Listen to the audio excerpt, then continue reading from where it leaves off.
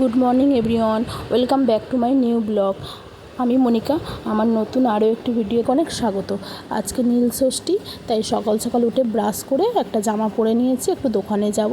এই যে এখন দোকান থেকে ফিরছি, দোকান থেকে কয়েকটা জিনিস নেওয়ার ছিল, মানে দর্শকর্মার দোকান থেকে নিয়ে ফিরছি। এখন বাড়ি গিয়ে সব দেখাবো, চলো দেখতে থাকো তাহলে ব্লগটা আজকে। এই যে দেখো, এটা একটা খাল, জানো তো, জঙ্গলে পুরো ভরে গেছে। এই খালটা নাকি গঙ্গার সাথে যুক্ত আছে শুনেছি। যে এসে মেয়ে ঘুম থেকে উঠে গেছে, ব্রাশ ট্রাশ করিয়ে ওকে এখন খাওয়াতে বসেছি। কুমড়ো ভেজে নিয়ে একটু কুমড়ো ভাজা রুটি খাইয়ে নিলাম। এই দেখো কী এনেছে, দেখো আমার বর পাঠিয়ে দিয়েছে যে ফল কিনে, আর একটা ডাব, গাছের ডাব পেরেছিলো তাই একটা রেখেছে। আর এই দর্শকর্মার দোকান থেকে ঘি, মধু, সিদ্ধি, পৈতে এগুলো, আর দুটো মাটির প্রদীপ এনেছি। ওই প্রদীপে ঘি দিয়ে প্রদীপ দেবো আমি আর কি, ওটা ভিজিয়ে দিলাম একটু। তারপরে দেখো ঘরের সমস্ত কাজকর্ম সেরে নিয়েছি আজকে। ঘর মোছা, সব কিছু, ঘর মোছা হয়ে গেছে, বিছানা টোছনা গোছানো, কাচা। চলো দেখো গাছে ফুল ফুটেছে, কি দারুণ লাগছে দেখো। নিজে হাতে কোনো গাছ মানে বসালে বা কোনো কাজ করলে সেই গাছ থেকে যদি ফুল ফল কিছু পাওয়া যায়, কতটা আনন্দ লাগে না মনে। দেখো গাছের ফুলটা এত সুন্দর লাগছে না, কি বলবো। দেখো এদিকে গাছে কুল লঙ্কা হয়েছে, মানে কুলের মতো দেখতে বলে একে বলে কুল লঙ্কা। দেখো তারপরে দুপুরবেলা মেয়েকে স্নান টান করিয়ে ভাত খাওয়াতে বসেছি। আজকে শুক্রবার, নীল ষষ্ঠী, মাছ আনে না, তাও আমার শ্বশুরমশাই এনেছে বলে, যেহেতু এনে ফেলেছে যেন করে দিয়েছে।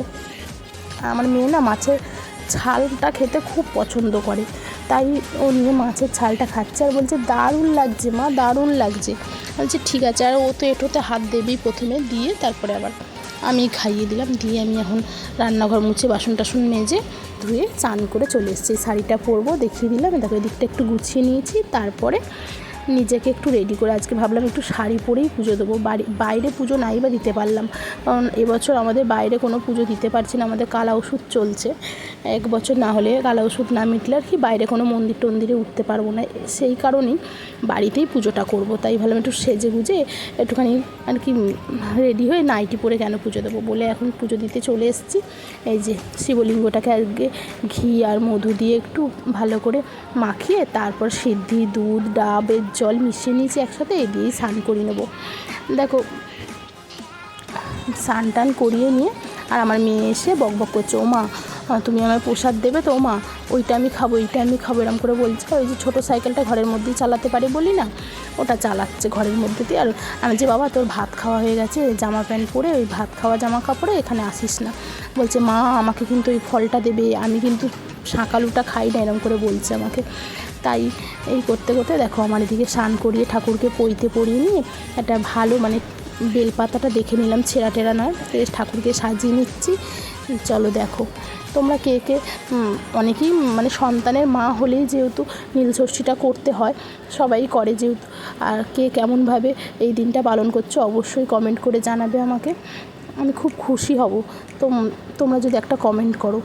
আর আমার ভিডিওটা কেমন লাগছে, আমাকে কেমন লাগছে শাড়ি পরে অবশ্যই জানাবে। দেখো আমি একটু ঠাকুরটাকে একটু সিংহাসন থেকে সামনে সরিয়ে নিই, আজকে মানে সাজিয়ে নিলাম। তারপর সব প্রসাদগুলো রেডি করে নিয়েছি আলাদা আলাদা। এই দেখো প্রদীপগুলো মানে জল থেকে তুলে শুকিয়ে নিয়েছি, তার মধ্যে ঘি আর সলতে দিয়েছি। ওদিকে আমার শাশুড়ি মোমবাতি জ্বালিয়েছে, তিন ছেলে মানে ওনার একটাই ছেলে, আর কাকা শ্বশুরের দুটো ছেলে, তাদেরকেও আর কি বাড়ির ছেলে যেহেতু ওই জন্য 3টে করেই বাতি জ্বালায়। দেখো না আমার মেয়ে খালি আসছে আর মা করে আমাকে করছে। আমি বলছি হ্যাঁ রে বাবা, তোদের জন্যই সব কিছু অবশ্যই দেবো। এই যে ঠাকুরের প্রসাদগুলো গুছিয়ে নিচ্ছি ভালো করে ঠিকঠাক করে, দিয়ে একটু আরতি করে নেবো এখন।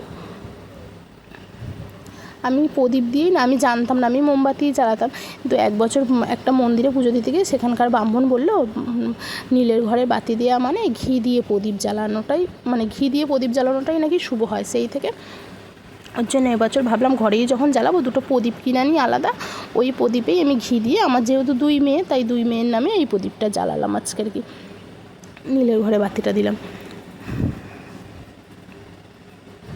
আমি আরতিটা এখন করে নিচ্ছি, একটু ধূপ দেখিয়ে দিলাম।